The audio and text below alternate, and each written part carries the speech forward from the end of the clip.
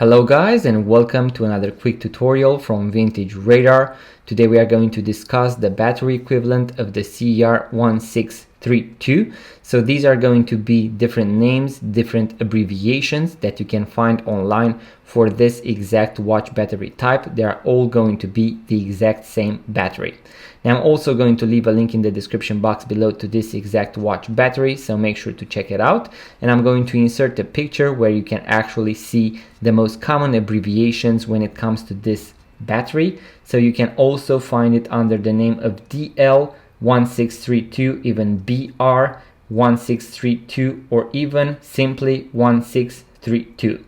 Additionally guys, as you can see here on the table, I have a bunch of different watch battery types from different brands, and I'm going to make separate videos with each battery type and their battery equivalent.